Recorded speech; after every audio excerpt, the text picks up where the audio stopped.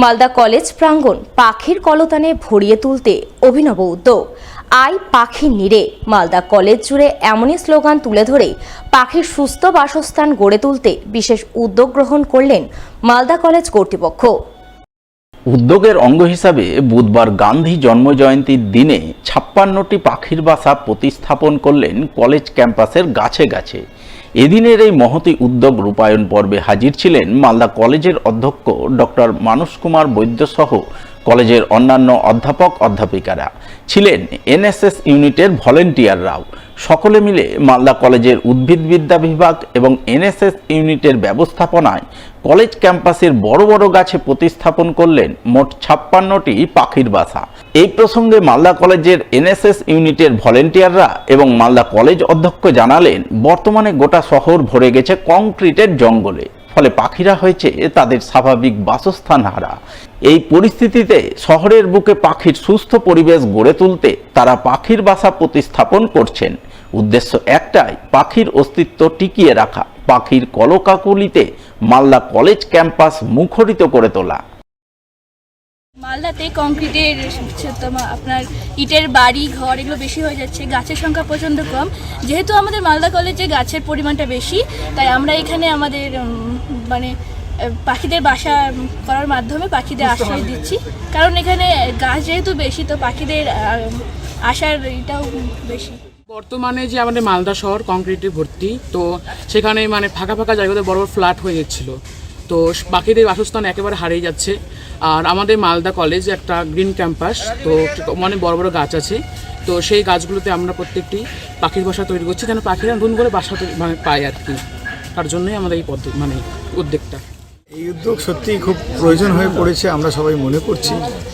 মালদা শহরের ফাঁকা জায়গা বলতে এখন মনে হয় মালদা কলেজ এই ক্যাম্পাস, প্রায় 52 বিঘে জমি, এখানে অনেক গাছ আছে। ফলে শহরে যেহেতু এত ফ্ল্যাট হচ্ছে, পাখিদের বাসা হারিয়ে যাচ্ছে, অনেক পাখি বিলুপ্ত হয়ে যাচ্ছে। ফলে এই পাখিদের বাসস্থান তৈরি করার তাগিদেই আমাদের এই অভিনব উদ্যোগ। মালদা কলেজ জুড়ে আয় পাখি নিড়ে, এরকম একটি স্লোগানকে সামনে রেখে আমরা এই প্রজেক্ট নিয়েছি। এই প্রজেক্ট প্রাণীবিদ্যা বিভাগ, উদ্ভিদবিদ্যা বিভাগ এবং কলেজের এনএসএস ইউনিট যৌথভাবে এই প্রজেক্টটা নিয়েছে। প্রায় আজকে প্রথম দিনে ৫৬টা বাসা আমরা তৈরি করছি, এবং এই নিয়ে আমরা বিজ্ঞান বিষয়ক যে পড়াশোনা, যে কীভাবে করলে পাখিরা আরও বাসায় আসবে, সেই ব্যাপারেও আমাদের পড়াশোনা শুরু করেছেন আমাদের টিচাররা।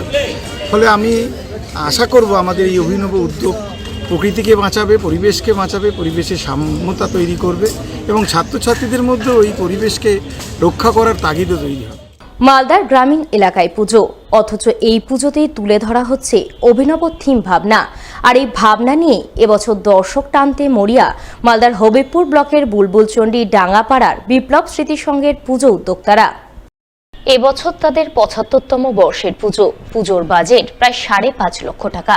আর এই স্বল্প বাজেটে এবছর ভালো পুজো উপহার দিতে চলেছেন বিপ্লব স্মৃতি সংঘের পুজো উদ্যোক্তারা। তারা মণ্ডপে ফুটিয়ে তুলছেন পরিবেশ রক্ষার বার্তা তুলে ধরতে আর্টের কাজ করা হচ্ছে মণ্ডপ জুড়ে। মণ্ডপের সঙ্গে তালমিল রেখে তৈরি হচ্ছে দেবী প্রতিমা, থাকছে নজরকাড়া আলোকসজ্জাও। ডাঙ্গাপাড়া বিপ্লব স্মৃতি সংঘ ক্লাবের পরিচালনায় এবার আমাদের ৭৫তম বর্ষপূর্তি উপলক্ষে আমাদের দুর্গাপূজার আয়োজন করা হয়েছে। এবার আমাদের দুর্গাপূজার মেইন থিমই হচ্ছে সেভ নেচার। আমাদের এইভাবে বিশ্ব উষ্ণায়ন বাড়ছে, গ্লোবাল ওয়ার্মিং বেড়ে যাচ্ছে, সেটাকে বাঁচানোর জন্য আমাদের এবার ক্লাবের তরফ থেকে সেটা একটা মেসেজ দেওয়া হয়েছে যে আমাদের গাছপালাকে বাঁচাতে হবে। আমাদের এখানেও দেখানো হয়েছে যে একটা মানুষ কীভাবে কুড়ুল দিয়ে গাছ কাটছে এবং প্রকৃতি তাকে তার বদলে ভালোবাসা ফিরিয়ে দিচ্ছে। এবার আমাদের থিমটাই মেইনলি হচ্ছে সেভ নেচার নিয়ে তৈরি হয়েছে, কারণ কীভাবে আমরা আমাদের এই পৃথিবীর ভারসাম্য রক্ষা করব সেটাই এখানে এবার দেখানো হয়েছে। বহু বছরের পুরনো ঐতিহ্য, পরম্পরা, ধর্মীয় আচার অনুশাসন মেনে এবারও দুর্গাপুজো অনুষ্ঠিত হতে চলেছে মালদা রামকৃষ্ণ মঠ ও মিশনে। তাই পুজোর প্রস্তুতি চলছে জোর কদমে। পুজো প্রস্তুতি ও পুজোর নিঘণ্ট সম্পর্কে মালদা রামকৃষ্ণ মিশন মঠের অধ্যক্ষ স্বামী ত্যাগরূপানন্দজি মহারাজ জানালেন, এবছর ৮ই অক্টোবর পঞ্চমীতেই দেবীর বোধন হবে এবং আমন্ত্রণ ও অধিবাস পর্ব অনুষ্ঠিত হবে ষষ্ঠীতে, সপ্তমীতে প্রাণ প্রতিষ্ঠা হবে। অষ্টমীতে হবে কুমারী পুজো। কুমারী পুজোর পর ভক্তদের মধ্যে ভোগ বিতরণ করা হবে। অষ্টমী ও নবমীর সন্ধিক্ষণে সন্ধি পুজো অনুষ্ঠিত হবে। 13ই অক্টোবর দশমীতে সম্পূর্ণ হবে দেবীর নিরঞ্জন পর্ব। 8 তারিখ পঞ্চমী, আর সেটা এক এক করে গিয়ে 13 তারিখে দশমী, এই দিয়ে পূজার সমাপন হবে। পুজোর অন্য যে দিকগুলো আছে, এবারে বোধন হচ্ছে পঞ্চমীর দিনেই, সপ্তমীর দিনে প্রাণ প্রতিষ্ঠার উৎসব, অষ্টমীর দিনে কুমারী পুজো হবে। কুমারী পুজো এইবারে 9টা থেকে হবে, যথাক্রমে সেই দিনেই সন্ধি পুজো আছে। নবমীর দিনে হোম বা যজ্ঞ করা হয়। আজ থেকে 131 বছর আগে মালদার হরিশ্চন্দ্রপুরের ভালুকায় দুর্গাপুজোর সূচনা করেছিলেন তৎকালীন জমিদার হরিমোহন মিশ্র। সেই পুজোই এখন রূপ নিয়েছে ভালুকার সার্বজনীন পুজো নামেই। শুরুতেই এই পুজো হতো ফুলহর নদীর তীরে বিশাল মন্দিরের ওপর, কিন্তু জমিদারের প্রতিষ্ঠিত সেই মন্দির বহু বছর আগেই বিলীন হয়েছে নদী গর্ভে। এরপর ভালুকা বাজারে নতুন মন্দির তৈরি করে পুজো হচ্ছে বছর বছর।